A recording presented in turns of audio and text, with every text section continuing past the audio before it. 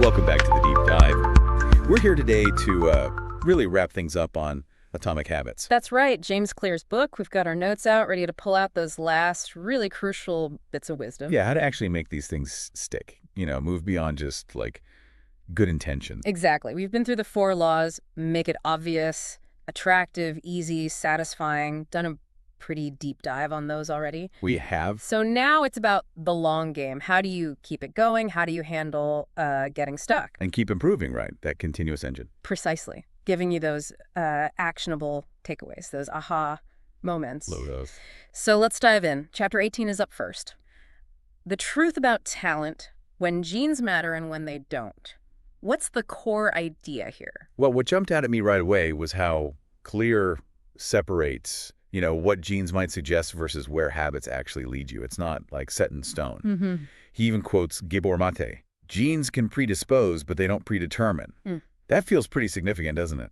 Oh, absolutely. It's liberating, like you said. And he digs into personality traits, too. Things like agreeableness, neuroticism, how they have genetic links. Right, how that might influence habits. Yeah, like someone who's naturally agreeable might find social habits, say, writing thank you notes easier, maybe higher oxytocin levels, that kind of thing. Ah, interesting. But, and this is key, it doesn't mean someone else can't build that habit. It just might take a different approach, maybe more conscious effort. Okay, so it's not an excuse. Definitely not. Which leads straight into his point about choosing habits that kind of fit you naturally, playing a game where the odds are already tilted a bit in your favor. Makes sense. Progress feels better, more sustainable then. He uses those examples, right? Michael Phelps, Hijamel Garouge. Exactly. They found arenas where their physical gifts gave them a huge advantage. It wasn't just hard work, it was hard work pointed in the right direction for them. So there's a strategy to it. Totally. He calls it the explore-exploit trade-off. Explore, exploit. Okay. Yeah, so first you explore lots of different things, see what works, what feels good, what gets results, like trying out tools. Okay. But then once you find something effective, you shift gears and exploit that, really double down on it. Though you still keep a little room for exploring new things. Kind of like the 80-20 rule. Focus on what gives the biggest bang for your buck. Pretty much, yeah. And for someone like you who's always learning, it's like exploring broadly first, finding those key insights, and then really digging deep into them. Exploiting the knowledge. Right. And he gives us those questions to ask ourselves to find those sweet spots. Oh, yeah. I like those. Yeah. Like, what feels like fun to you but work to others? Mm-hmm. What makes you lose track of time? That's flow state, right? Or where do you get better returns than the average person? And what comes naturally. These really help you identify where your efforts might be, well, more fruitful. And if you can't find a game that fits... then you create your own. That's the Scott Adams example. The Dilbert guy. Yeah. He wasn't the world's best artist or comedian or businessman. But the combination? Exactly. The combination was unique and incredibly successful. It's about finding your own unique mix of skills, applying what you know in your own way. That's empowering. And specialization, too. Yeah, he mentions that. Even without broad genetic gifts, you can focus intensely on one specific niche and potentially outperform others. Okay. But the big takeaway, really, is that genes don't mean you don't have to work hard. They just help you figure out where to work hard for the best results. Focus on your own potential. Makes sense. Don't compare so much. Right. Okay, so we understand our tendencies, but how do we keep going? Chapter 19, the Goldilocks rule. Staying motivated. This one really clicked for me, that idea of just manageable difficulty. The sweet spot. It's crucial. Not so hard you get overwhelmed and quit. But not so easy, you get bored stiff. Precisely. Yeah. It connects to that Yerkes-Dodson law. Optimal performance happens at a specific level of arousal or challenge, right on the edge of your abilities. That's where growth happens. Like Steve Martin building his comedy act, bit by bit. Perfect example. He kept pushing the envelope, but gradually. Balancing the new stuff with the stuff he knew worked. Enough wins to keep going, enough challenge to stay sharp. So the real enemy isn't failure then? According to Clear, the biggest threat long-term is actually boredom. Ah, because habits become routine, automatic, maybe less exciting. Exactly. They lose their shine. That's why novelty works, why variable rewards like slot machines are so addictive. The unpredictability keeps things interesting, keeps dopamine flowing. Okay, but we can't turn all our important habits into slot machines. No, definitely not. So for those key habits, he says we need to, and this is a great phrase, fall in love with boredom. Fall in love with boredom. It means embracing the routine, showing up even when it doesn't feel exciting. That's the difference between professionals and amateurs, he argues. Professionals stick to the schedule. Amateurs get sidetracked by, well, life or lack of motivation. Pretty much. It's about taking action regardless of how you feel in the moment, because consistency is what builds those remarkable results over time. You rarely regret doing the work once it's done. True, even if you have to drag yourself there.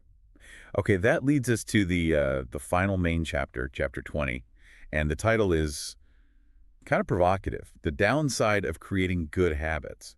What's that about? Yeah, it sounds odd, right? But it's really about the danger of complacency and the need for continuous awareness. Okay. He uses Pat Riley and the Lakers' Career Best Effort program, the CBE. Right, I remember reading about that. It wasn't just about winning. No, it was about constant incremental improvement, aiming for just 1% better. And they tracked everything, not just points and rebounds, but effort, plays, hustle, the unsung hero stuff. That Magic Johnson calculation example was wild, how they factored in all those different things. It created this culture of continuous improvement, looking at the whole picture, and benchmarking against past performance kept everyone accountable. And the point is? The point is the power of reflection and review. Even good habits need checking up on. Are they still serving you? Are you still pushing? Or are you just going through the motions? So review prevents stagnation. Exactly. He gives other examples, too. Chris Rock testing jokes relentlessly, executives keeping decision journals. It's about staying conscious of your performance. And Clear does this himself, right? With his annual review. Yes. His annual review, what went well, what didn't, what did I learn, and his integrity report checking alignment with core values, asking, how can I hold myself to a higher standard? Those are some serious questions for self-reflection. They really are. They force you to look honestly at your progress and make adjustments. Upgrade your habits. But there's a downside mentioned in the title. Ah, yes. The potential downside is tying your identity too tightly to your habits or your role. Okay, explain that. Well, think about an athlete whose career ends, or a soldier returning to civilian life, or a CEO who retires or gets pushed out. If their entire sense of self was wrapped up in that single identity. Losing it can be devastating. Precisely. Clear calls it keeping your identity small. If you define yourself very narrowly, I am a runner, I am a writer, what happens if you get injured and can't run? Or face writer's block? Your whole world can crumble. Right. So the antidote is to define yourself more broadly based on character traits. Instead of, I'm a runner, maybe I'm disciplined, I'm resilient, I'm someone who pushes my limits. Or adaptable. Much more adaptable. Like that Tao Te Ching quote about water taking the shape of its container. It gives you flexibility, resilience. So the ultimate message of this chapter is self-awareness. Lack of self-awareness is poison. Reflection and review are the antidote. That's how Clear puts it. You need that regular check-in to keep growing. Got it. Okay, so that brings us to the conclusion. The secret to results that last. Tying it all together. And he starts with the Sorite's paradox, the heap of sand paradox. One grain doesn't make a heap, but add enough single grains, and eventually you have one. So small changes add up. More than add up, they compound. That's the key. Those tiny atomic habits, seemingly insignificant alone, create massive transformations over time. It's not about reaching some final goal then. No, he emphasizes success is a system to improve, not a destination. It's about constantly refining that system using the 4 laws. Make it obvious, attractive, easy, satisfying. Keep cycling through them. Always looking for that next 1% improvement. And remembering that compounding effect applies everywhere. Business, health, knowledge, relationships. But it really drives home the power of consistency. Absolutely. And that final line is just perfect, isn't it? It's remarkable what you can build if you just don't stop. That says it all, really. The power of just keeping going. Wow. Okay, well, that wraps up our deep dive into Atomic Habits, a fantastic book. Truly is. And we really hope that digging into these final chapters has given you some solid takeaways on how to keep things going, achieve those lasting results, through those small steps and that crucial self-reflection. Yeah, the big message is that change isn't a one-time thing. It's this continuous process, right? Refining your systems, making sure your habits still fit who you are and where you want to go. And never discounting those tiny 1% improvements. They really do add up, They compound. right? They compound. So we really encourage you to think about the principles we've talked about across this whole deep dive on the book.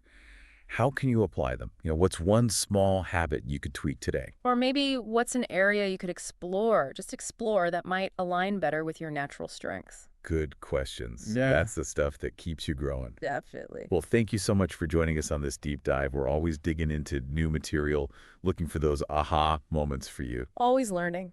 So definitely stay tuned for our next deep dive. We'll be tackling another fascinating topic to help expand your horizons. And yeah, let us know if there are topics you're curious about, things you'd like us to explore down the road. We're always open to suggestions. Absolutely. Thanks again for listening.